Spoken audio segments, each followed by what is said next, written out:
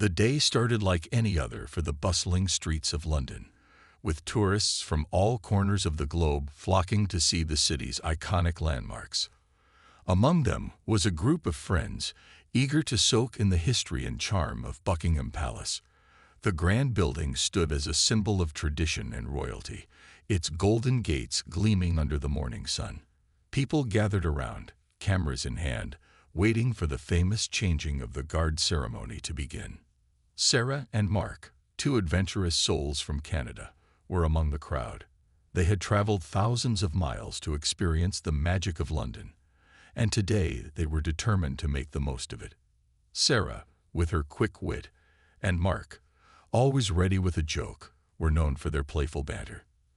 As they stood near the palace gates, watching the royal guard standing tall and motionless in their striking red tunics and towering bearskin hats, an idea sparked in their minds. "Do you think they're real?" Sarah whispered to Mark, trying not to laugh. "Or are they just really convincing statues?" Mark smirked, glancing at the nearest guard. "Only one way to find out," he replied mischievously. Their friends nearby overheard the exchange and joined in the teasing. "Go on, give him a nudge," one of them encouraged, giggling. "See if he moves." At first, it was all harmless fun. The group laughed and joked, pointing out how still the guards remained despite the chatter and clicking of cameras around them. But then, Sarah and Mark's curiosity took a step further. What if they could test just how immovable these guards really were? It seemed like a silly challenge, something to break the monotony of sightseeing and create a story to tell back home. As the crowd grew thicker, the pair decided to act on their whim. With a mix of bravado and laughter, they stepped closer to one of the guards, a tall, imposing figure named Corporal James Harrington.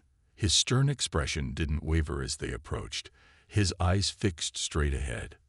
For a moment, Sarah hesitated, wondering if they were taking things too far. But Mark, ever the instigator, gave her a reassuring nod. "Come on, it'll be funny," he urged. With that, they reached out and grabbed hold of Corporal Harrington's arms, pretending to tug him forward as though testing his weight. The crowd around them erupted into gasps and nervous laughter. Some people clapped, amused by the spectacle, while others looked on disapprovingly.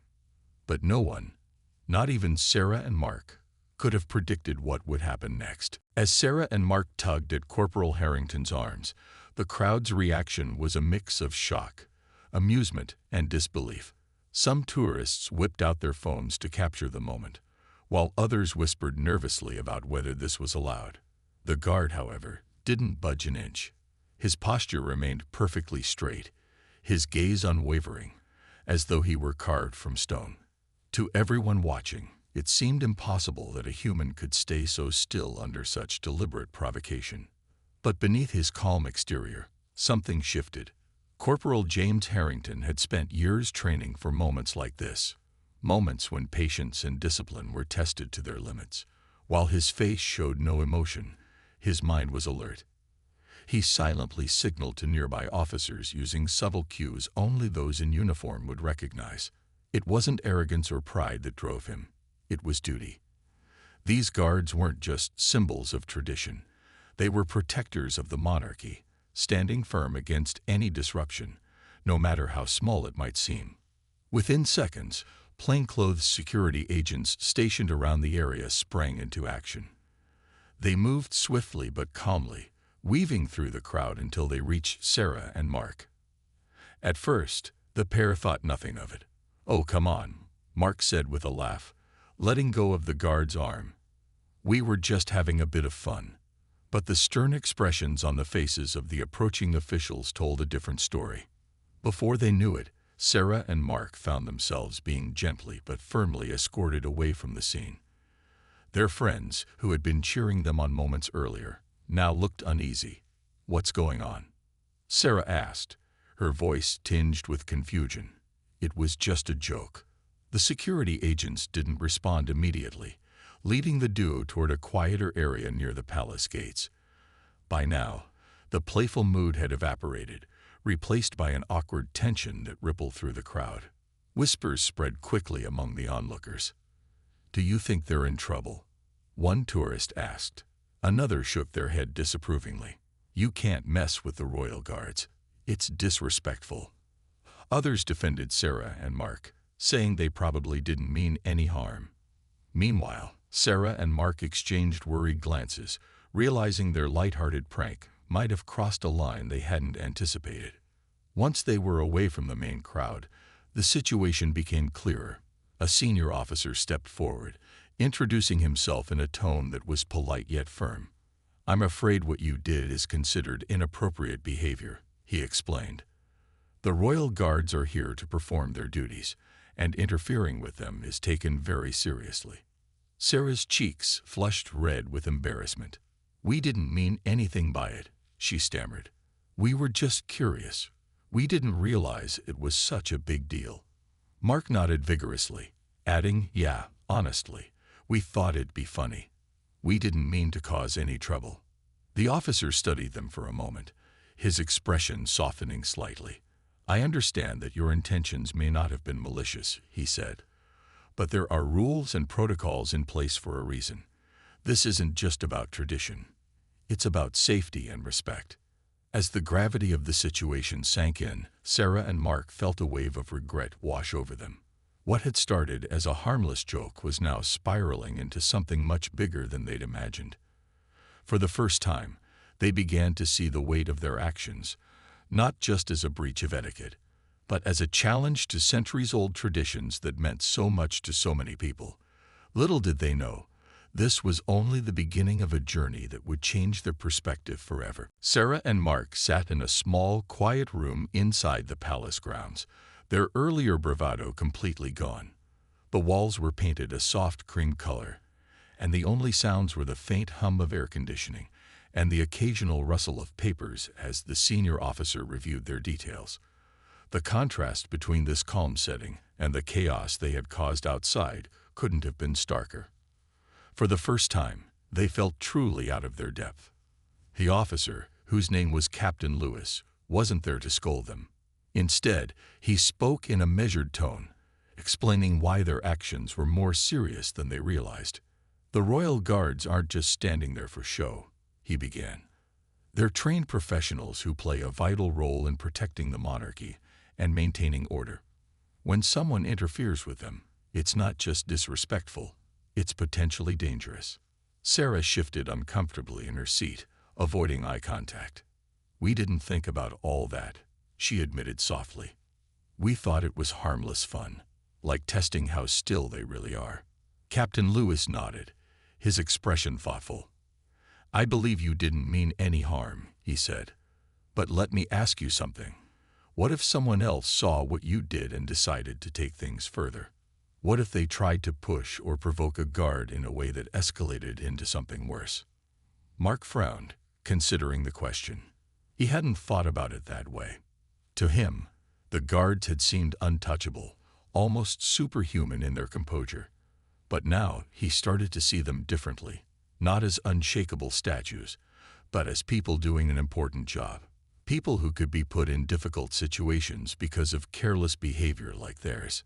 To drive the point home, Captain Lewis invited Corporal James Harrington into the room.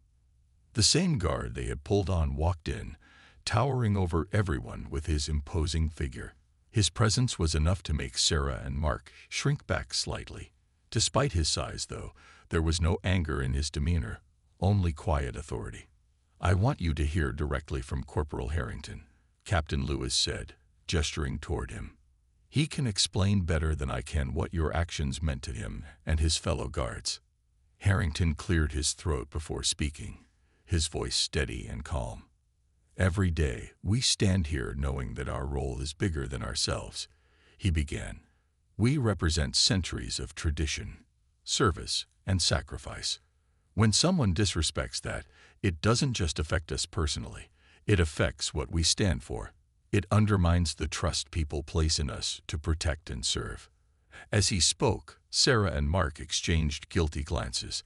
They had never considered the deeper meaning behind the guard's stoic silence. To them, it had seemed like a performance, a spectacle designed for tourists.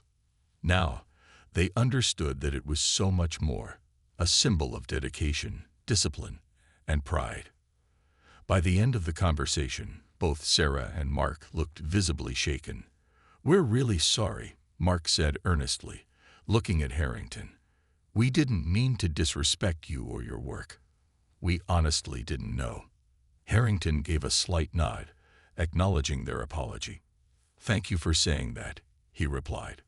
"But words alone aren't enough. Actions matter too." Captain Lewis then explained the next steps. As part of their resolution process, Sarah and Mark would need to attend an educational session about the history and significance of the Royal Guards. They would also be required to write formal letters of apology, not just to Harrington, but to the palace authorities as well. While the punishment might seem minor compared to what they had feared, the weight of accountability hung heavily on their shoulders. As they left the room, Sarah turned to Mark with a sigh. "I can't believe we messed up so badly," she murmured. "Do you think anyone will ever forgive us?" Mark hesitated before answering. "Maybe not right away," he said. "But if we actually try to learn from this, maybe we can make things right. At least we got a chance to fix it."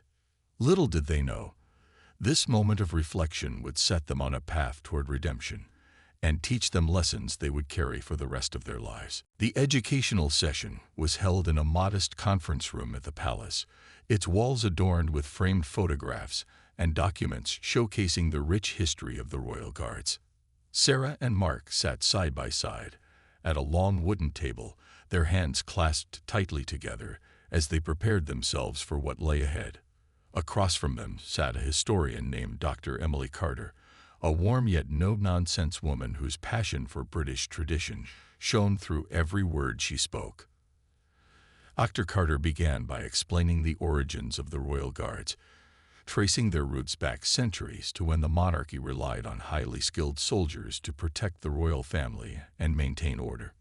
She described how these men, and later women, underwent rigorous training, not only in physical endurance, but also in discipline and etiquette.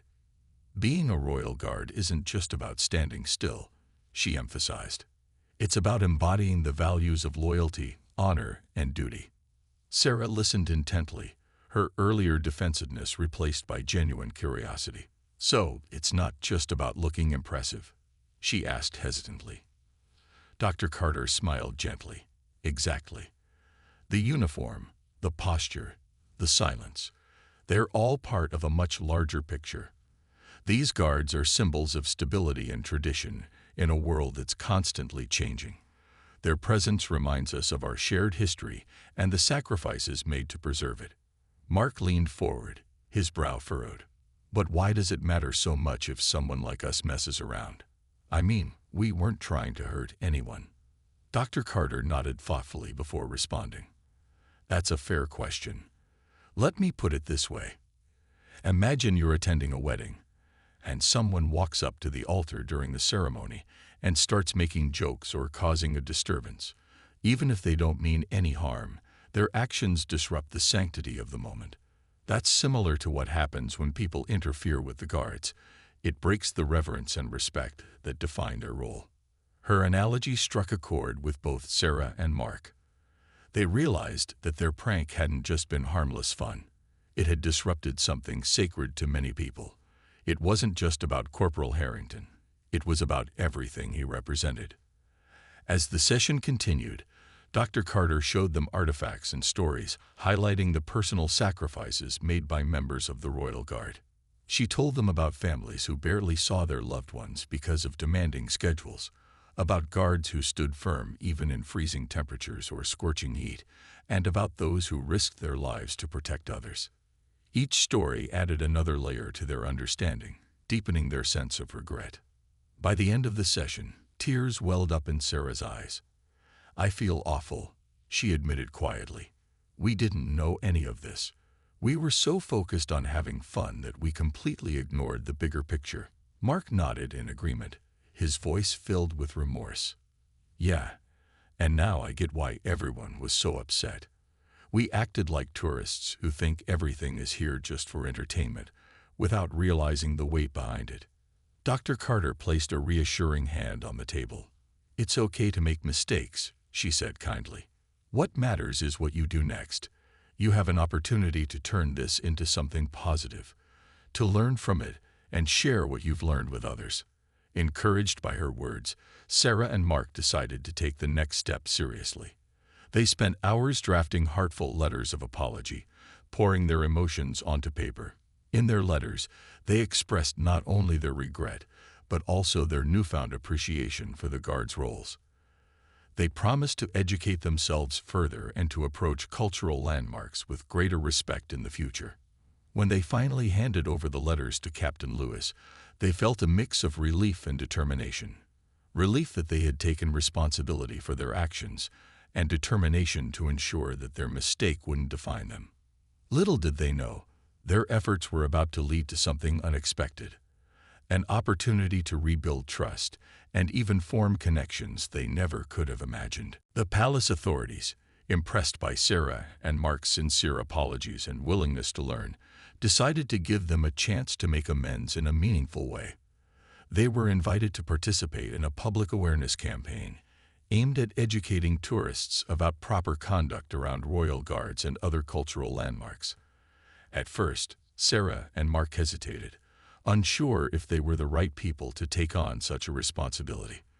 But after some encouragement from Captain Lewis and Dr. Carter, they agreed, seeing it as an opportunity to turn their mistake into something positive. The campaign involved creating videos, social media posts, and even live interactions with visitors near Buckingham Palace. Sarah and Mark shared their story openly, recounting how their seemingly harmless prank had spiraled into a lesson about respect, tradition, and accountability. They didn't sugarcoat their actions or try to paint themselves as heroes. They simply told the truth, emphasizing the importance of understanding the significance behind the places and people we encounter while traveling. One of the most impactful moments came when they filmed a video alongside Corporal James Harrington. Standing in front of the iconic palace gates, Harrington spoke about his experiences as a guard, sharing stories of pride, sacrifice, and dedication.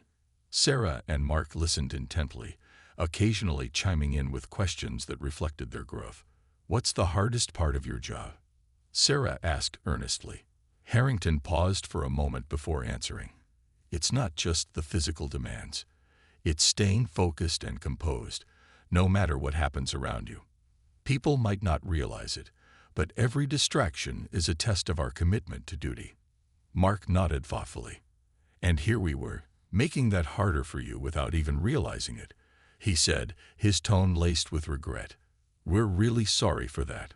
To everyone's surprise, Harrington smiled faintly. "Apology accepted," he replied. "But remember, it's not just about me. It's about respecting the traditions and values we stand for. If your story helps others understand that, then it's worth it." As the campaign gained traction, Sarah and Mark found themselves becoming unlikely advocates for cultural sensitivity. Their candidness resonated with audiences worldwide, sparking conversations about responsible tourism and the importance of honoring local customs. Social media platforms lit up with comments praising their honesty and urging travelers to think twice before acting impulsively. Some critics still questioned whether they deserved forgiveness, but the overwhelming response was one of support and encouragement. Through it all, Sarah and Mark began to feel a sense of redemption. What had started as a reckless decision had transformed into a journey of self-discovery and growth. They realized that mistakes, no matter how embarrassing, could be turned into opportunities to do better. And as they continued working on the campaign, they noticed subtle changes in the behavior of tourists around the palace. Fewer jokes at the guards' expense, more respectful distances maintained, and even polite nods exchanged between visitors and the stoic figures in red tunics. Their involvement in the campaign also deepened their connection with Corporal Harrington.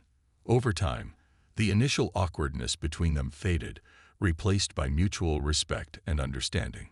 Harrington began opening up more during their meetings, sharing anecdotes about his training, his family, and the camaraderie among the guards.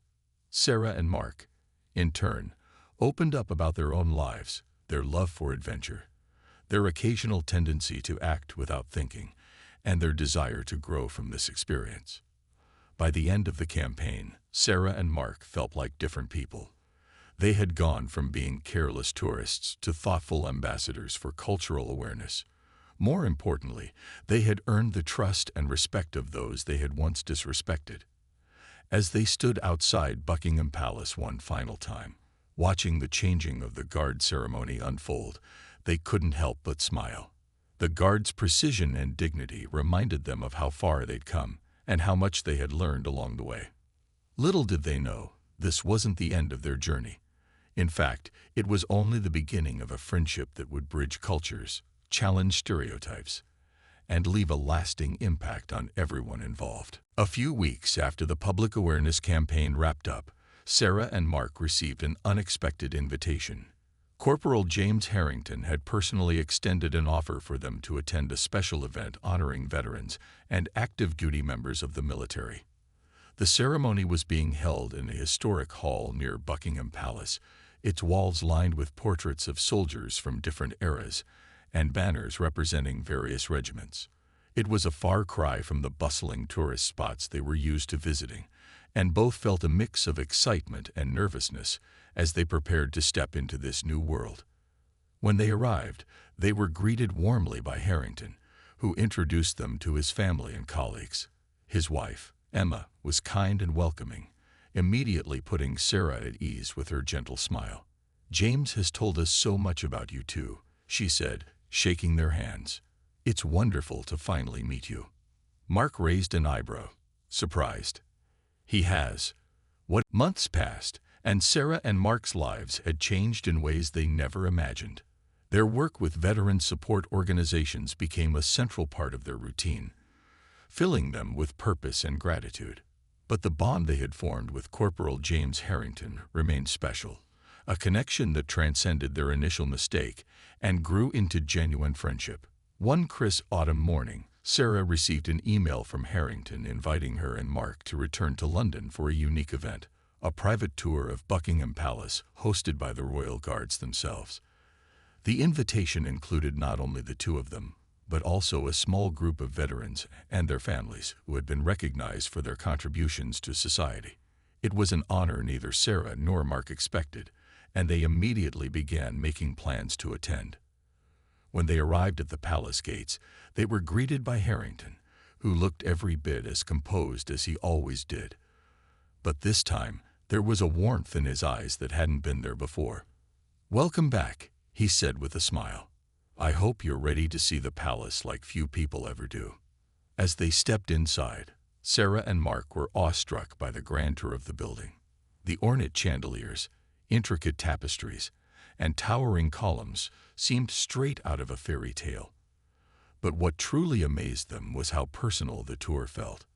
Harrington and his fellow guards shared stories about the history of each room, pointing out artifacts and paintings that held deep significance. They explained how the palace wasn't just a residence, it was a living testament to centuries of tradition, resilience, and unity.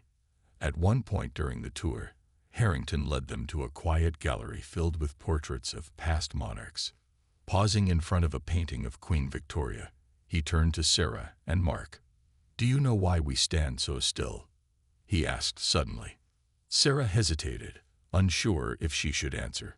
"Because it's part of your training." Harrington nodded but added, "Yes, but it's more than that. Standing still is our way of showing respect, not just for the monarchy, but for everyone who has fought to protect it. Every second we remain motionless is a reminder of those who came before us, who sacrificed everything so we could have this." His words struck a chord with both Sarah and Mark, reinforcing all they had learned over the past months. They realized that the guards' discipline wasn't just about following orders. It was about carrying the weight of history with dignity and pride. Later that day, the group gathered in a cozy courtyard for tea and refreshments. Veterans swapped stories with the guards, laughing over shared experiences and mutual respect. Sarah and Mark found themselves seated next to Harrington's wife, Emma, and their young daughter, Lily, watching the little girl tug playfully at her father's sleeve. Sarah couldn't help but feel a pang of admiration. Behind the uniform, and the duty was a devoted family man who balanced his responsibilities with love and care. By the end of the visit, Sarah and Mark knew they were leaving with something far greater than memories. They were leaving with a renewed sense of purpose. Inspired by the day's events, they decided to expand their advocacy efforts beyond veterans' issues. Together with Harrington, they launched a global initiative aimed at promoting cultural sensitivity among travelers. Through workshops, online resources, and partnerships with tourism boards, they encouraged visitors to approach landmarks and traditions with respect and curiosity. The initiative quickly gained traction, earning praise from educators, historians, and travelers alike. Social media buzzed with hashtags like #RespectAndLearn and #TravelWithHeart as people around the world embraced the message. Even Harrington joined in, sharing insights about his role and encouraging others to look beyond surface impressions. Through it all, the unlikely trio, Sarah, Mark, and Harrington, proved that bridges could be built across cultures and perspectives. What had started as a moment of recklessness had evolved into a powerful movement, uniting people through understanding and shared humanity. And though none of them could have predicted where their journey would lead, they knew one thing for certain. Together, they had created something extraordinary. The ripple effects of Sarah and Mark's journey reached far beyond what they could have ever imagined. Their story, once a source of embarrassment, became a beacon of hope and inspiration for people around the world.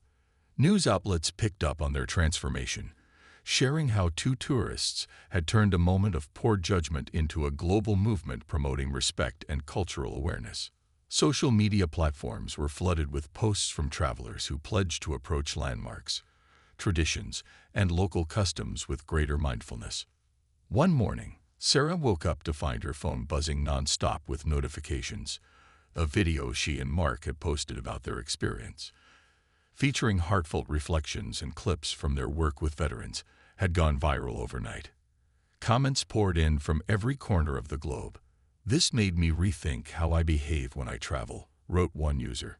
"Thank you for reminding us that mistakes can lead to growth," added another. Even schools began using their story as a teaching tool, encouraging students to reflect on accountability and empathy.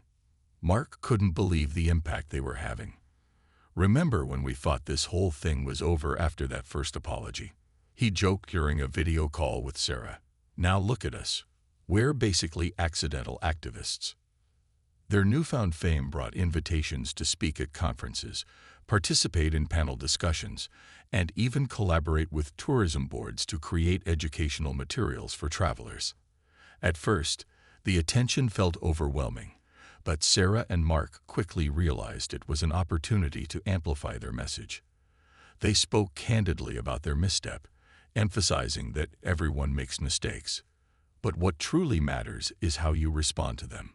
Meanwhile, Corporal James Harrington received recognition of his own. His superiors commended him not only for his professionalism during the incident, but also for his role in fostering understanding between the public and the Royal Guards. In interviews, he credited Sarah and Mark for their willingness to learn and grow, saying, "They remind us that no matter where we come from, we all share the same capacity for change." The trio reunited several months later at Buckingham Palace, this time as honored guests rather than participants in a disciplinary process. The palace had organized a special ceremony to acknowledge their contributions to cultural education and mutual respect. As they stood together under the golden glow of the Grand Hall, surrounded by dignitaries and well-wishers, Sarah felt a lump form in her throat. "I never thought I'd be standing here like this," she admitted quietly to Harrington, "especially after everything that happened." Harrington smiled warmly. "Sometimes life gives us second chances when we least expect them," he replied. "You took yours and turned it into something extraordinary." By the end of the ceremony, Sarah and Mark found themselves reflecting on how much they had grown, not just individually, but as part of a larger community. Their bond with Harrington had deepened into a lifelong friendship, one that bridged cultures and perspectives.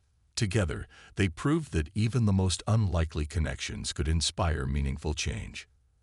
As they left the palace grounds that evening, Sarah turned to Mark with a grin.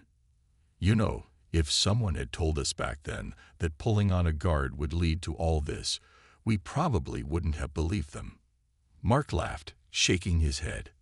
No kidding. But hey, maybe that's the point. Sometimes the biggest lessons come from the smallest moments, if we're willing to listen. And so their story came full circle, a tale of recklessness transformed into redemption, of misunderstanding giving way to mutual respect, and of strangers becoming allies in the pursuit of a better, more compassionate world. It was a reminder that while mistakes are inevitable, they don't define us. Our response to them does. And in embracing humility, curiosity, and courage, anyone can turn a wrong step into a path toward something truly remarkable.